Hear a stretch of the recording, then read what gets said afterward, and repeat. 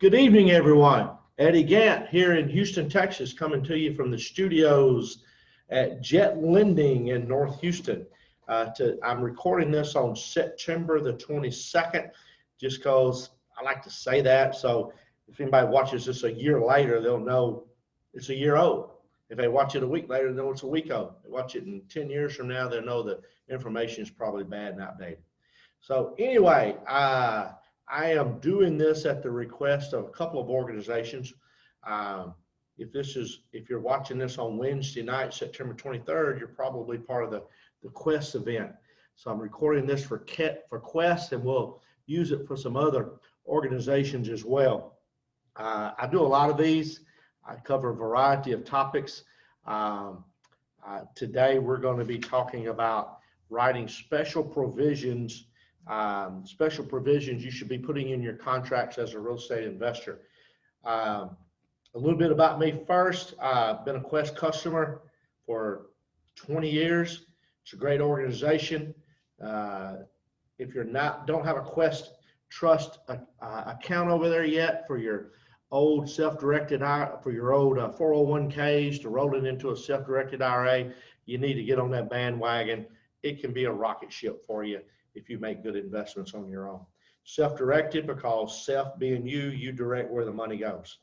So Eddie Gant, Jet Lending. Hope you like my little background here. I kind of cover up the airplane, but there's a big jet behind me here. I've been in the real estate business 21 years. I left my corporate job. I have a degree in civil engineering. I did a lot of concrete, steel, construction materials over about a 16-year career. I left that industry in June of '99, and the next day I was in the real estate business. I have bought, purchased, rehab, resold somewhere just north of, I think it's 1,700 houses now. Maybe off on that number, but I'm pretty close. 1,700 houses, that's a load. We started Jet Lending 17 years ago. We're fairly prominent in Texas, I feel, have a great reputation. We can loan you money for your flips. We can loan you money for your long-term rentals. We do loans for real estate investors only. We do not provide lending services for what we call owner-occupant buyers. In other words, you're going to buy it and live there. We're not in that business. We're known for our speed, our integrity, our dependability to be there for you on closing day. So come see us. We work with a lot of Quest folks that have money on the sidelines, sitting over there in an account not doing much. The Quest clients they do on a fairly vast size, loan their money to Jet Lending. We loan it back out. We make the spread. The Quest client gets the very nice fixed rate return. We handle the servicing. If it should go into default, the loan going into default, we keep paying the Quest client. We take the hit, and we handle the unfortunate proceedings to foreclose and take the property back. So it's been a win-win for everybody. In 17 years, Jet Lending's never missed a payment to a bank or a private individual or to a self-directed IRA account. Has not happened. But anyway, let's get down to business here. Enough of the salesmanship. You're going to have to bear with me just a little bit here. Keep this in mind as we go through. I'm talking about being a buyer. I'm talking about being a seller. I'm going to do my best not to confuse you. I may have to back up every now and then. I'm going to do my best not to misspeak, because sometimes I'm going to be talking as a buyer. Sometimes I'm going to be talking as a seller. And I use special provisions totally different. To be honest with you, I use I can't even talk today. It's Tropical Storm Beta's outside pounding the building here. Get a little tongue tied here. I use the TREC contracts, and I use them a little bit differently depending on if I'm buying or selling. I'll go into that a little bit. So let's talk about first. I am talking to you first. I am an investor real estate investor I'm going to be purchasing. So I use the TREC contract. You can either write in special provisions. When they revised the TREC contract, I think the last time they revised it was in 2019, and this change I'm about to describe to you may have been 2018, but they took the special provisions section from about this large of a paragraph down to about this large of a paragraph space. You're very limited to do a lot of special provisions there. So what we do a lot of times, we'll type in the special provisions section. We'll say, see attachment A, and then we'll have a complete attachment for our special provisions. If you follow some of these, the end result is going to be, you're going to be a little better protected. You're going to have a little bit better leverage in your negotiations.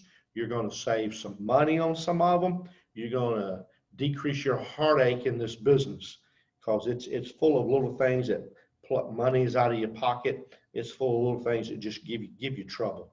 So let's jump into it. Special provisions as a real estate investor buying an investment property. I am not an attorney. I'm just an old businessman that's got a lot of experience and bought 1,700 houses, okay? Do not take legal advice from me. Consult your own attorney on these. But just use this as what I'm going to say, good real estate investment advice from somebody with some experience. I am not a real estate attorney. Seek your own counsel for legal advice, please. I always state in my contracts when I'm buying, Eddie Gant is a principal of such and such company. I have multiple that's buying the property. Eddie Gant is a principal and is a licensed real estate agent in Texas. I still put that in special provisions. For those of you out there that know this TREC contract backwards and forwards, yes, I'm aware Section 4 is where you put it. We do it twice. There's nothing wrong with stating it twice. We do state it on page 1, Section 4, that I'm a principal in the buying entity and I'm a real estate agent. But we go beyond. We don't ever want to be accused of not providing proper disclosure. So I will put it in 2 places. But Section 4 didn't exist to just a couple of years ago. We used to have to write it in special provisions. Okay. All right. Moving on. The second one I want to give you. We write our contracts up as cash. We always have. We probably always will.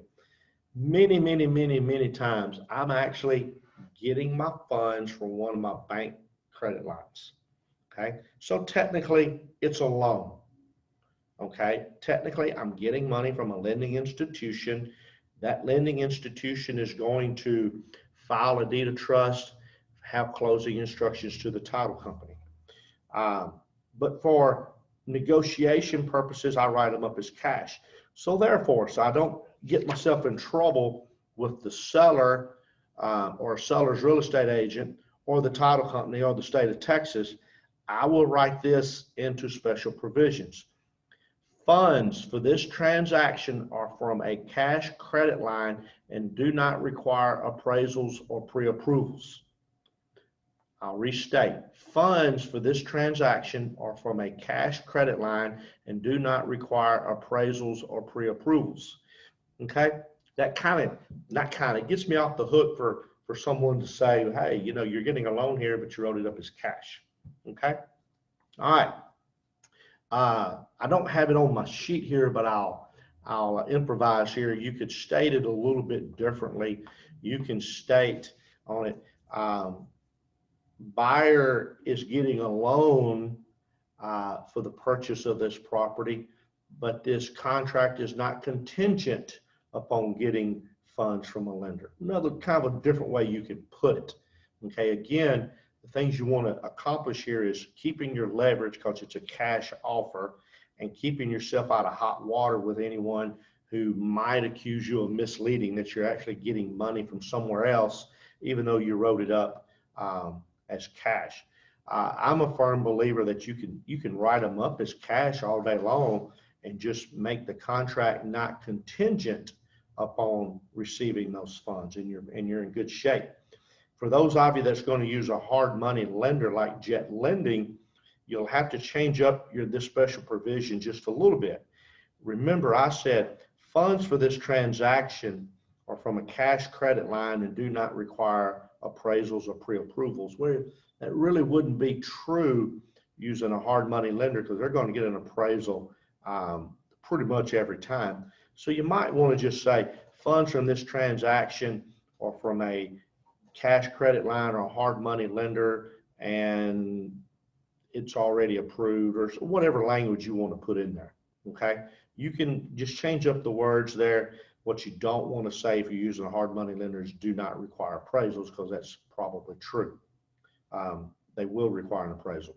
Okay, all right. The next one is a money saver. For those of you watching, I am drinking Diet Coke only and ice here, not my normal beverage of choice at 6 p.m. Okay, all right. This one will put money in your pocket, potentially. Tax prorations are based on non-exempt values. Tax prorations are based on non-exempt value. The best way to tell you the advantage here is to take you through an example. Okay, let's say you're buying a house from a 85-year-old lady. For this example, we'll call her Myrtle. Okay, you're buying it from Myrtle, and you're actually closing this transaction October-ish. Okay, the house is worth $300,000. The tax bill is $650 a year.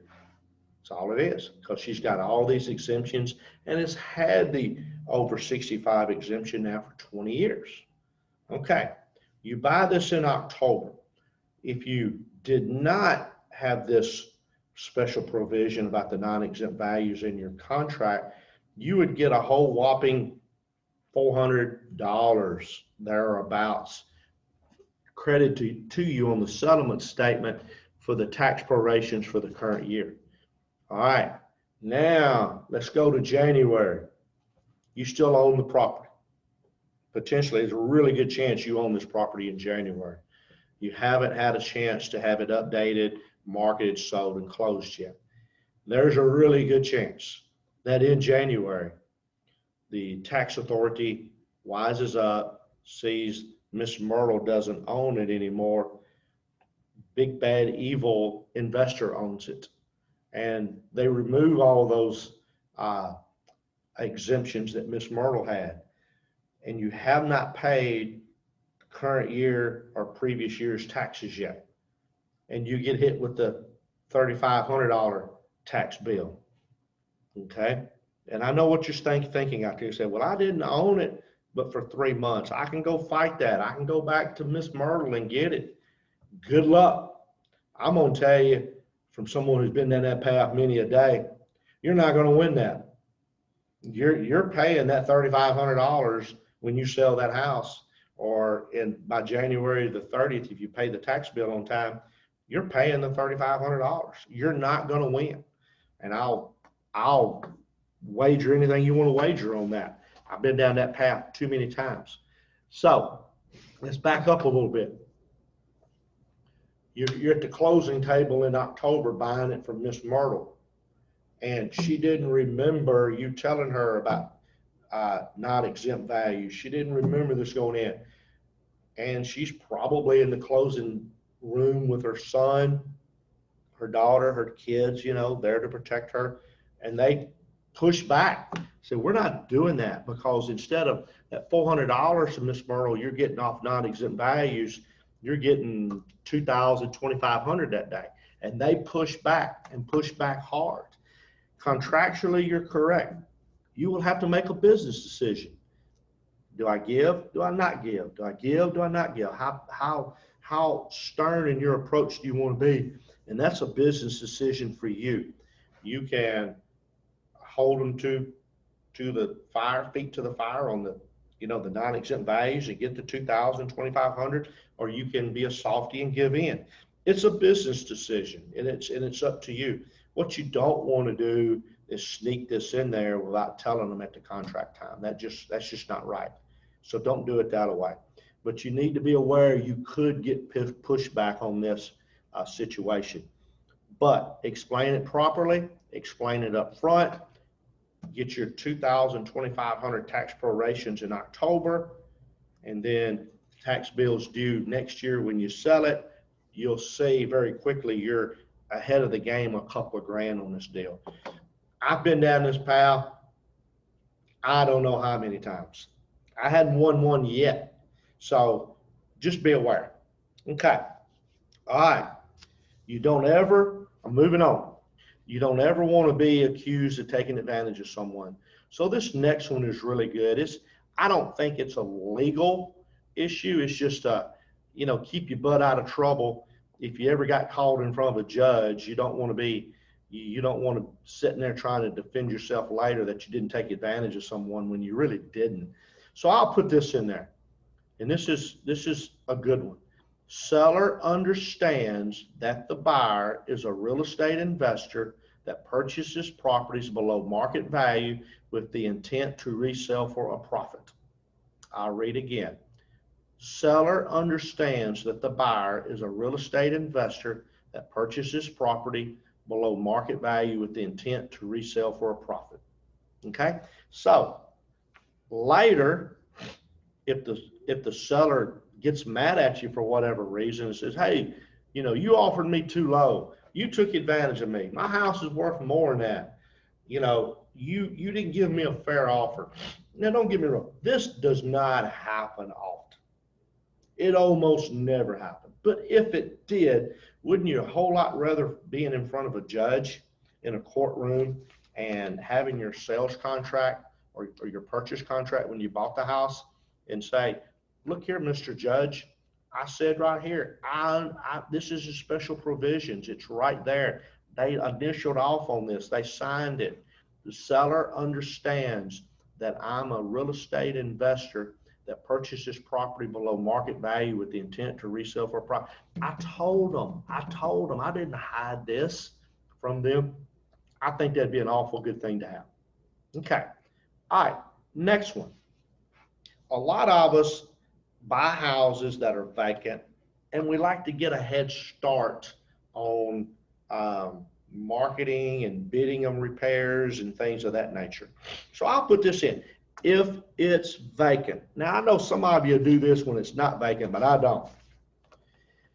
Seller to place a key, or you could say seller to give buyer a key to place in a lockbox provided by the buyer to be placed on the front door for contractor bidding purposes. So get that key, put it in a lockbox, and put it on the door. If it's vacant, I gotta tell y'all, if it's not vacant, I do not do that. In my opinion, nothing's good coming out of that. The first thing that's gonna happen if that property is occupied by the seller or seller's family or someone else, and you have a key and something comes up missing over there, who are they gonna blame? So I will not do it on a house that's occupied, okay? All right. But I do that, and it gets you a head start on your contractors, and it allows you to market the property. You could send, potential buyers by. I don't think you ought to send them by there without being with them or having them escorted by a real estate agent or someone. But it gets you a jump on things. Okay. All right.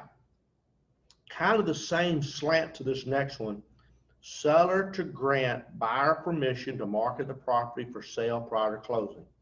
Seller to grant buyer permission to market the property for sale prior to closing. There's multiple reasons for that.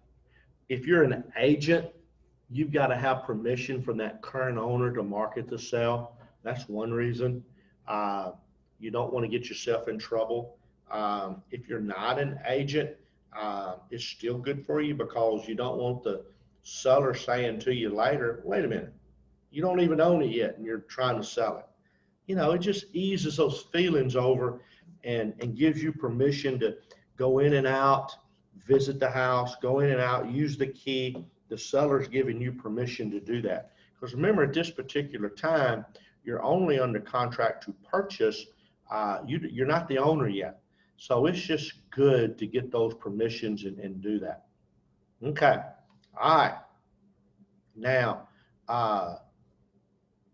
here's one that's like the tax prorations that will put some money in your pocket.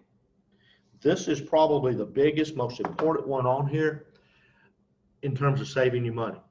Here's the situation, and I'm going to tell it just like I say it sometimes. You go to the house, you look at it, and the house is full. It's full of junk. From the floor to the ceiling, wall to wall, front to back. It's full.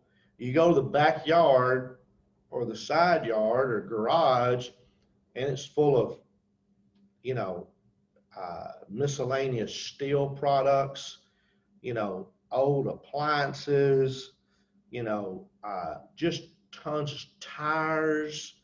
You know, it's a lot of stuff, And you say, okay, Mr. Seller, who's going to remove all this? Do I need to allow for dumpsters and labor to come remove all this stuff? And every time they're going to say, oh, we'll handle it. All this will be cleaned out. We're going to handle it. Okay? I'm going to say 80, 90% of the time, the day you close, all the stuff is still there or a big portion of it.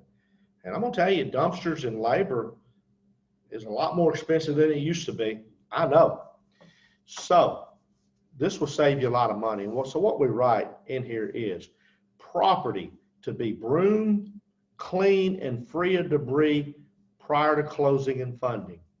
Property to be broomed, clean, and free of debris prior to closing and funding. And I got little parentheses out here. This is not for your special provision, just for you. Verify. So what you're going to want to do, excuse me, what you're going to want to do the day of closing or the day before closing, or maybe 2 days before closing, go to the site, go to the house. Okay. All right.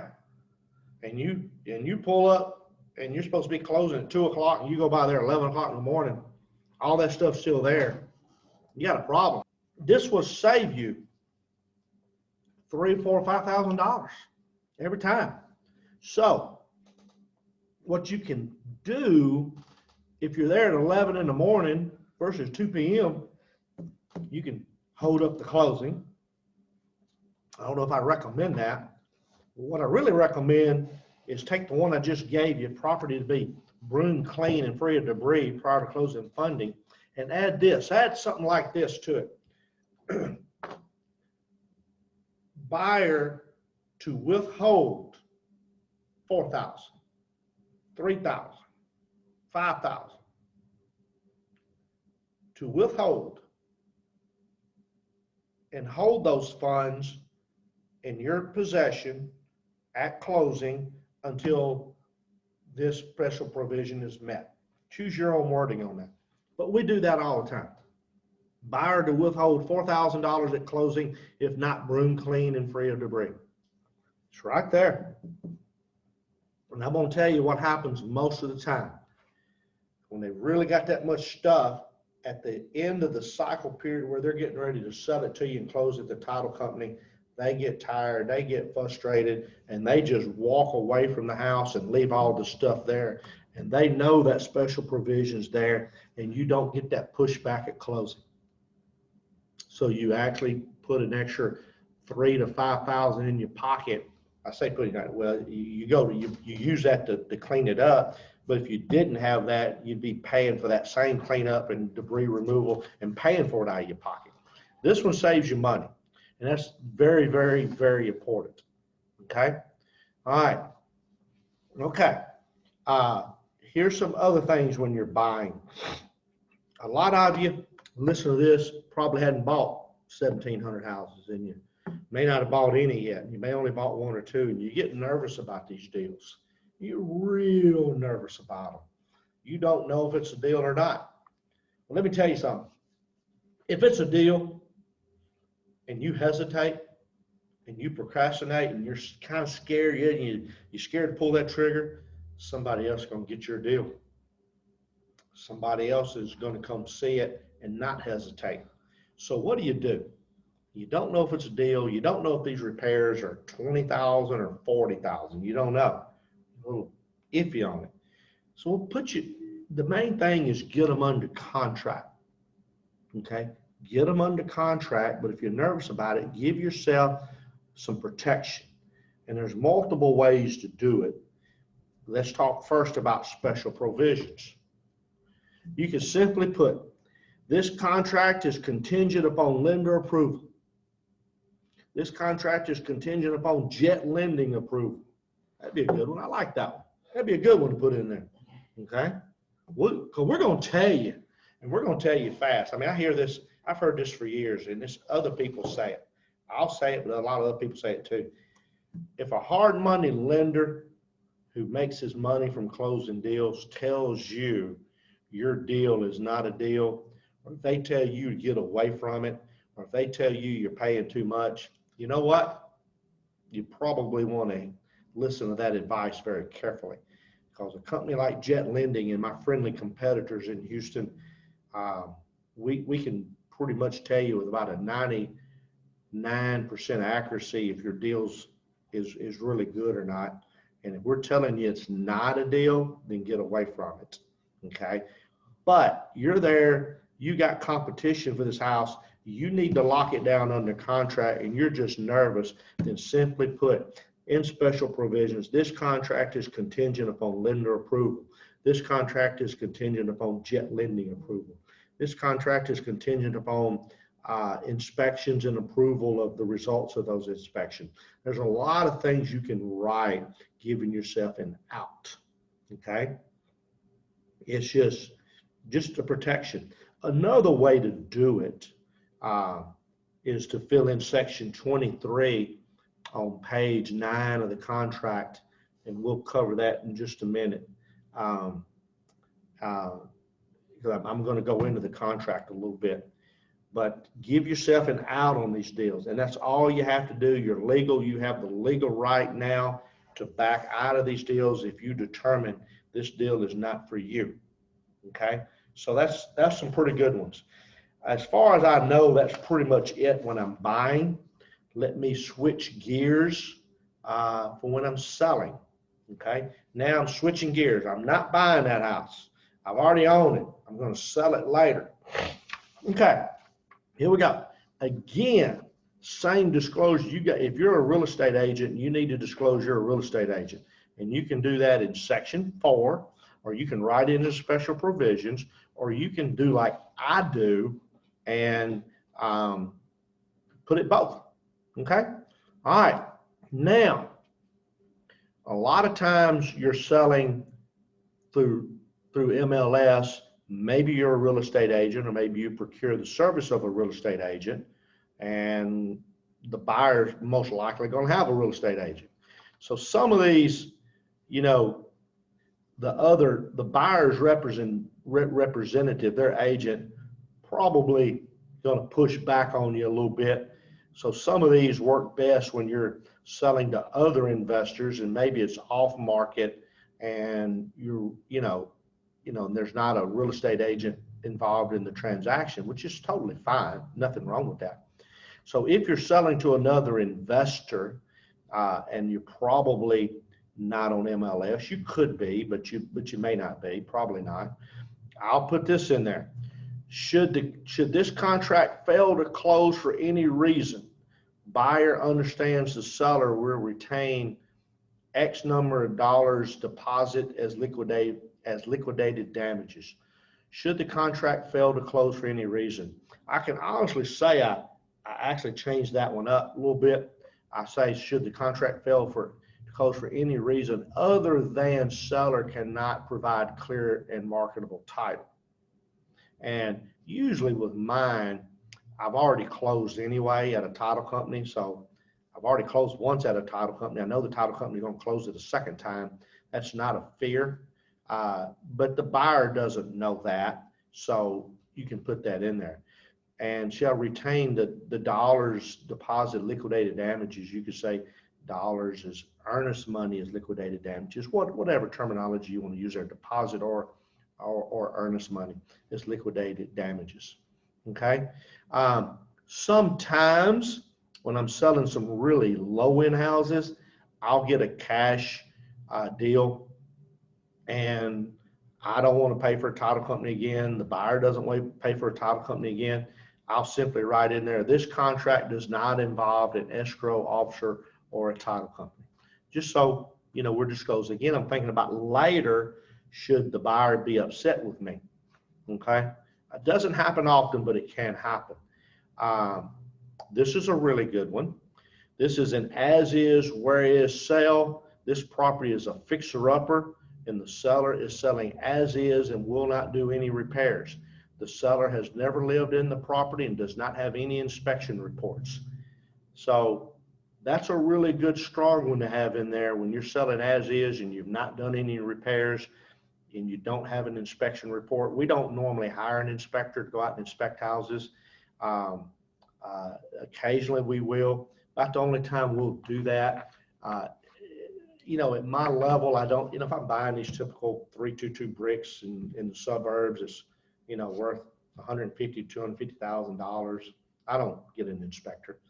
But if I'm buying an 8,000 square foot house, you know, that's worth $1 million, you know, I like to get that inspection report. That's about the only time I get one. Okay. All right. If I'm not involving other real estate agents in my sales, a lot of times I want to hold the earnest money myself. It keeps me in control of the situation, gives me a little more power and leverage.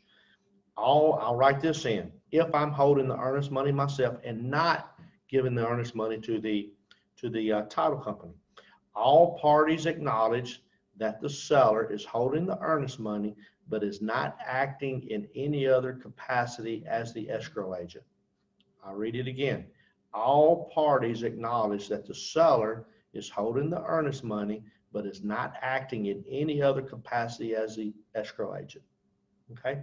Again, you kind of get the flavor here. These are keep you out of jail free cards for later should the buyer ever get mad at you and accuse you of doing something wrong or not total disclosing to you. Okay. The next one is one I use when I'm owner financing.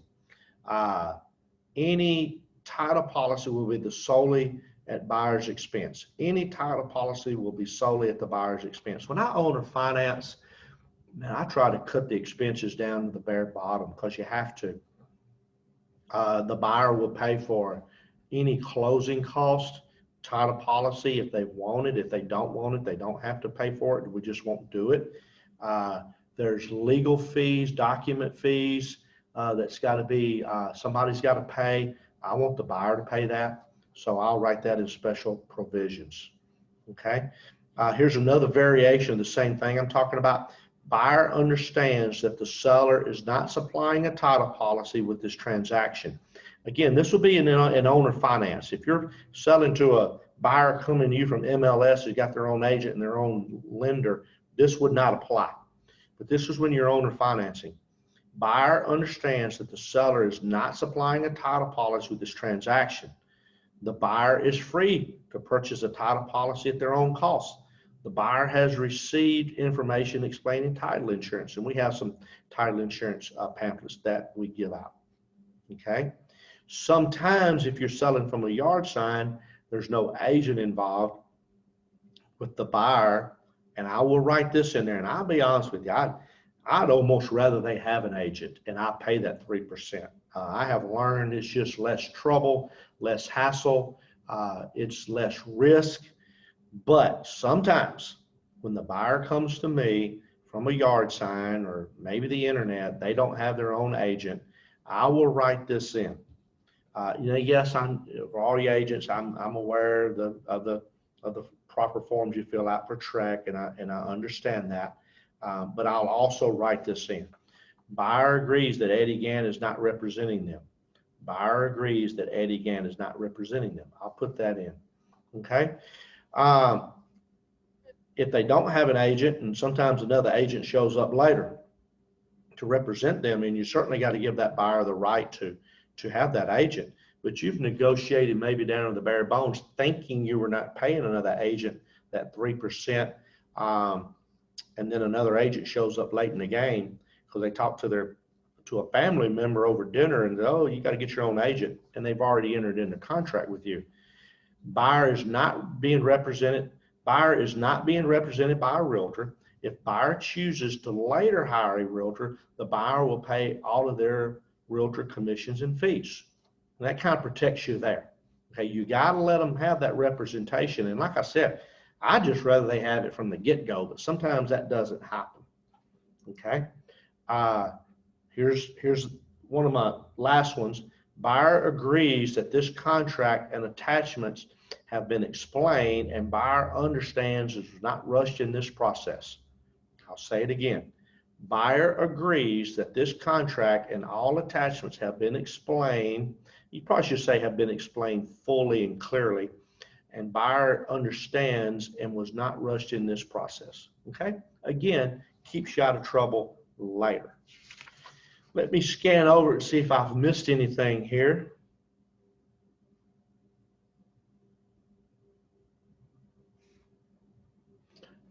A lot of times, if I know the buyer's not getting an inspection report or not going to hire an inspector, I'll put this in there. Buyer understands that this contract is not contingent upon inspections. So a lot of times I put that on there. Okay. All right. I'm going to hit the pause button just for a second, and then I'm going to come back and I'm going to talk to you just a little bit about the TREC contract that we all use. That's it for special provisions. I hope that's something that will help you. I hope it's something that will save you some heartache. I hope it's something that if you get accused of doing something wrong, even though you're innocent, and you get brought up in front of a judge and have to testify, that this gives you some ammunition to defend yourself and keeps you out of trouble. Those can be very expensive tasks, and I hope a few of these, and the one that just jumps out at me is the free of debris and broom clean, and you're not having to haul all the stuff off later that they promised you they were going to handle, and it saves you a little bit of money. So those are some pretty good ones. I had to read them to you. I don't have some graphics here unless somebody puts them on later for me, but hopefully that's good stuff. And I'm going to hit the pause button just for a few seconds here, and I'll come back to you and talk to you about the TREC contract. Eddie Gant, Jet Lending, be right back. Thank you. Okay, I'm back. That's a quick break. Y'all probably thought it was 2 or 3 seconds, probably about 15 minutes. Kind of caught my breath there a little bit and took care of a few things. Okay, let's talk about the TREC form, Texas Real Estate Contract. I'm a licensed agent, been a licensed agent for probably 15 years. Back when I got in the business 21 years ago, generally speaking, investors were not agents and didn't want to be agents. That all changed now. Most of the investors I know are agents, and the trend is if you're a real estate agent, if you're a real estate investor, you go ahead and get your license, which is fine. That's what a lot of us started to do 15 years ago. All right. I get asked all the time, can a non-agent use these forms? Again, none of the same disclaimer as earlier. I'm not an attorney. Don't take legal advice from me. I'm just a man of experience trying to give you some good advice. The forms, the TREC form used to say at the bottom something like, these forms are intended for the use of licensed agents. Intended. Didn't say shall not, wasn't mandatory. The website I looked on last time I looked at the other day, the TREC website said something like, these forms are primarily used by real estate agents. Didn't say non-agents couldn't use them. Okay, so you can use them, in my opinion. I think most real estate attorneys would tell you that. All right, so you're clear there. All right. The first thing I want to point out, as I mentioned a couple times earlier, Section 4 is called license holder disclosure. You can simply write in there, that you hold a real estate license and you're also a principal in the transaction, or you're one of the owners of the buying entity. No problem there. Section 5 is earnest money. This changed. The wording on this changed about 2 years ago. It used to say buyer must deposit earnest money at the title company within a reasonable time. Reasonable time. And that just caused all kinds of fights. Okay. Now it says within 3 days. So that's a contractual obligation of the buyer to get the earnest money to the title company within 3 days. Okay. So let's take an example. When's 3 days? Let's say you execute on Monday. Okay. You got to get there within 3 days. You don't count Monday, Tuesday, Wednesday, Thursday. Got to be there by the close of business Thursday. Okay. If you execute on Monday within 3 days. Okay. It says if the buyer fails to deliver the earnest money within the time required, which is again 3 days, seller may terminate. Well, you can. I don't know if that'd be the smartest thing to do in the world, just because the buyer, didn't get their earnest money over there within 3 days. You know, I don't think I'd go and terminate that, but you could legally. If they don't get it over within 2 weeks, then that's a different story. You may not have a real buyer. Okay, so that's probably all I really got on page 1. Is I'm not the objective here is not to teach you the track form. The objective is to show you some pointers and some tips here. Okay. Most people don't know this. On page 2, it talks about delivery of the title commitment for title insurance purposes. And I'll ask this question a lot in front of an audience. Who's responsible for getting the title commitment to the buyer?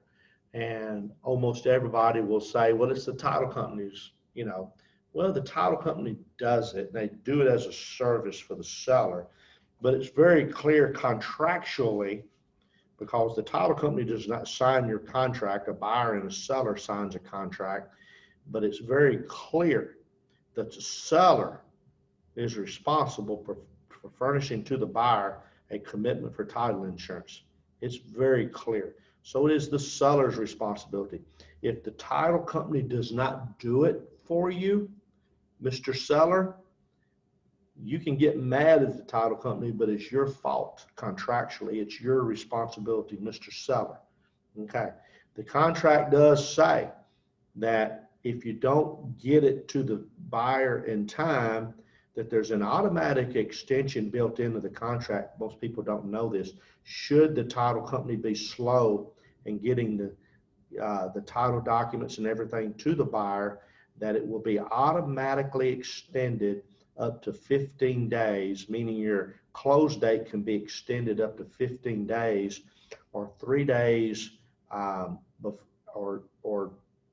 to allow the delivery of those documents. So just be aware of that, up to 15 days. So be aware that that's there. I'm on page 2 of the track sales contract, the 1 to 4. It talks about the purchase and delivery of a survey. C1 on page 2 talks about if the within X number of days of contract, seller to furnish to the buyer their existing survey, seller to furnish to the buyer and the title company their existing survey. What you need to understand here is there's another block down here that says the buyer shall obtain a new survey, and it's big letters, buyer or seller or buyer's expense. You can check, buyer's expense, but that's what that really means is if the seller provides the buyer a survey and it's not acceptable to the buyer or their lender or the title company, then the buyer will get a new survey at buyer's expense. But up above it, and that's a trick, because up above it, it says if the seller fails to furnish the existing survey. So if the seller don't furnish a survey at all, even under C1, if the seller does not provide the existing survey, then the seller is paying for it. It says it very clear, even though down below it's checked buyer's expense. And the buyer's expense is checked if the survey furnished by the seller is not adequate. But if the seller does not furnish a survey at all and you check this box, seller's going to pay for it. Just be aware of that. Okay. Down below, there's number of days for a buyer to object to the title documents. If you're selling you want that number to be as small as possible. If you're buying, you want that number to be as large as possible. Okay. I normally just put in 3 days. 3 days is certainly adequate for a buyer to review the title commitment and any other documents that they're supposed to be getting from the title company. Okay. That's kind of a low impact one, but here's a big one. Seller's disclosure. It's on page 4. It says you got 3 options on the seller's disclosure on this contract. You can check box 7B1, which says the seller has provided the buyer and the buyer has received a seller's disclosure. That may be one of your options. Box number 2, the seller has not provided the buyer seller's disclosure yet, and they agree to do it within blank number of days.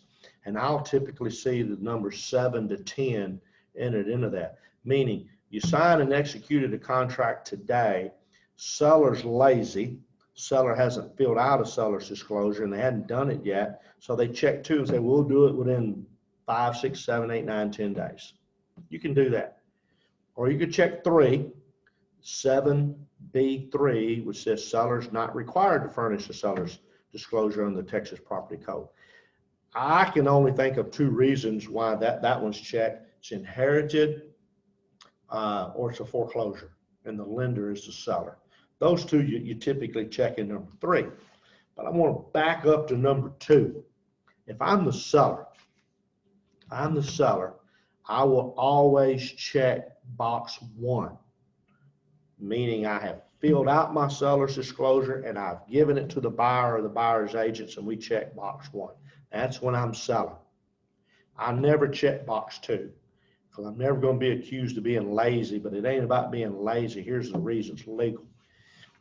If Mr. Seller is lazy and does not have the seller's disclosure ready at the time of execution of this contract, and you check number 2 and you check within 7 days, and Mr. Lazy Seller waits 7 days to hand it to Mr. Buyer, you just gave Mr. Buyer another 7 days of free option period with the unrestricted right to terminate.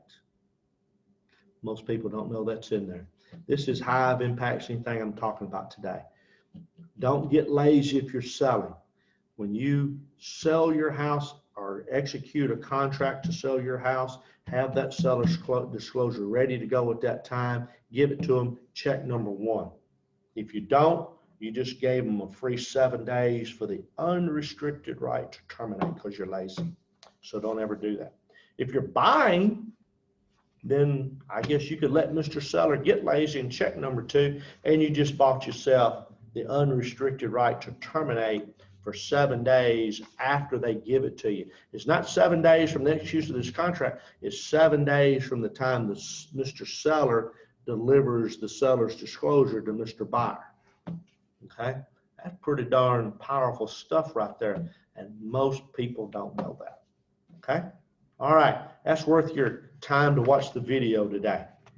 All right, okay, you got your own before. Oh, let me back up sales disclosure on something. Let me put my buying hat on again. I'm Mr. Real Estate Investor and I'm buying. Do I get a seller's disclosure from my seller? Absolutely. And I am shocked and just shocked beyond belief the number of young, new real estate investors that don't think that's important. It's huge. Let me give you an example where it's huge in Houston, Texas. You don't get a seller's disclosure from the buyer. From the seller. I misspoke. You're the buyer. You're talking to Mr. Seller. You don't think it's worth your time to get a seller's disclosure. You buy the house, whatever, sell it. The sellers told you never flood. That's what they told you. You sell it to somebody else, you disclose to them no knowledge of prior flooding. And they move in the house. They talk to that neighbor, and that neighbor, and guess what? 19 big flood. One of the big ones we were all in the business, 1994, house flooded. Of course, we just had Harvey. Just about anything that flooded in 94 flooded in Harvey. But you didn't even say Harvey, it don't matter. you disclosed that you didn't have knowledge of prior flooding, and you didn't, but they move into the house, talk to the neighbors, yeah, all the houses on this street flooded, and they think you lied to them. You're evil now, and they come after you. They sue you. If you got a seller's disclosure when you bought it, where the prior owner that lived there for 25 years disclosed to you no prior flooding, you've got a defense mechanism. And how do I know this? Because it's happened to me. I handed that old seller's disclosure to the people I just sold it to and showed them I didn't lie to you. That's all I knew. I didn't live in this house when it flooded. I was told it didn't flood. Diffuses the whole situation and gives you a document in the court, to defend yourself. You don't get that seller's disclosure when you buy it. You do not have that tool. You do not have that defense mechanism to protect you later. It's very important. Okay. All right. When I'm closing, I talked about this a little bit earlier about the broom clean and free of debris. Sometimes you get into situations where you're going to lease back for a month. You're going to give them a week to move out. And that's all fine. We all do it. But I'm going to warn you on one situation. It don't bother me at all to give the seller a little bit of time to get out or lease back. It don't bother me at all. It don't bother me at all to take a house with a tenant. But let me tell you who I don't close and fund with that's in that house, because it's a problem. Family. They're not the seller. They're family of the seller. Whatever family is, nephews, nieces, brothers, cousins, whatever. I will not close and fund on a house that I'm buying with family members still there. And I'll tell the seller, it is a problem. Just heed my advice. If you don't, you're going to find out one day that's a rough go if they refuse to leave. Okay? Just always remember that. Section 23. I think I said page 9 earlier. It's page 8. I knew it was page 8, just misspoke. Most powerful paragraph in the TREC contract, termination option. You need to use this paragraph totally differently whether you're buying or selling. For when you're buying, use this to give yourself some protection till you can maybe get someone out there that's a little more knowledgeable to look at the house if you're uncomfortable with it. It gives you the opportunity to buy an option period, an unrestricted right to terminate. Some people refer to it as an inspection period. But basically, you give X dollars for X days. What I see most commonly is $100 for 7 days, $50 for 7 days, $100 for 14 days. If you plan to wholesale and assign the contract, you're going to need more time in that. You might give a couple of $100 for 30 days, 45 days, but you need to explain that to the seller if you're truly going to try to assign the contract. I don't think it's ethical to do this and not tell the seller. That's my opinion. Okay, so this gives you some time to inspect, make a decision, make an educated decision if this is a transaction you want to go through with. And that's what the paragraph is for. If you're selling this property and your buyer's coming from MLS with their own agent, they 99% of the time is going to have an option period. And most often you'll see them put in $100 for 10 days. I don't like that. That's not enough money in too long of a period of time. I counter every time at 200 or 250 and give them 7 days. And I get it most of the time. Sometimes I get pushed back and then you got to make a decision.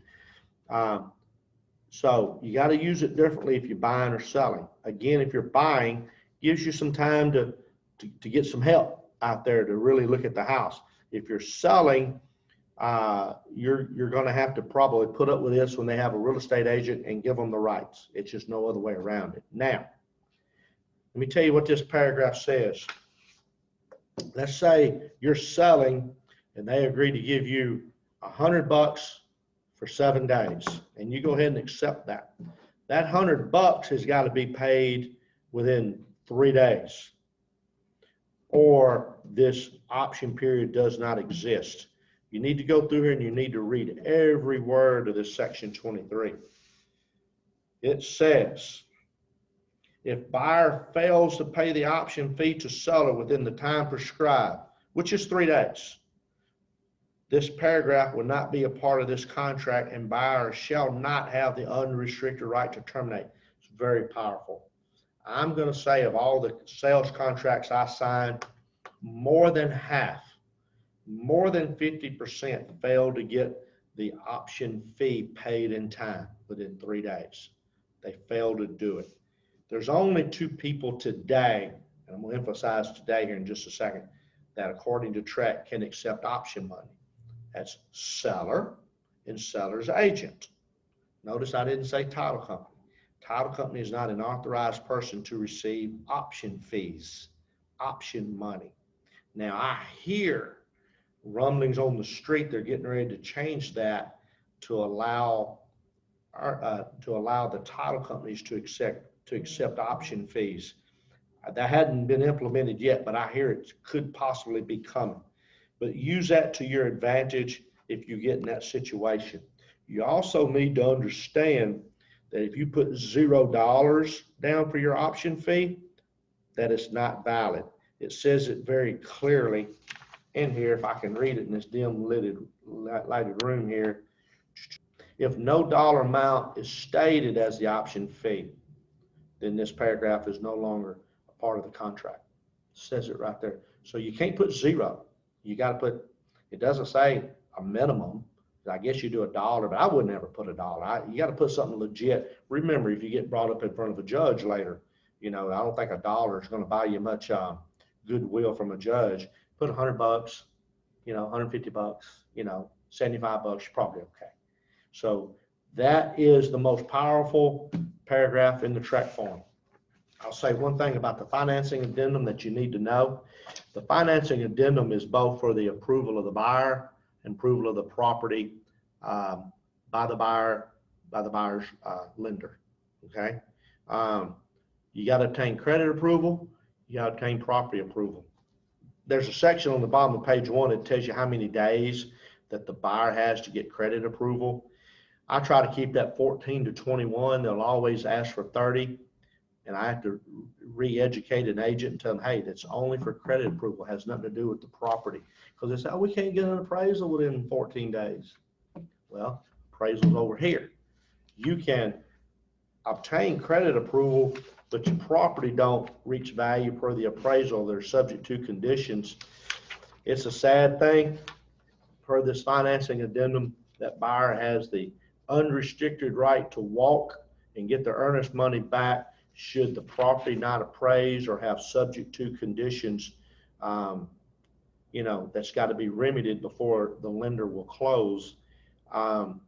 You can do them or not do them. You're not contractually obligated to do any repairs per the financing addendum. But if you don't, you may lose your buyer because the buyer's lender is not going to close.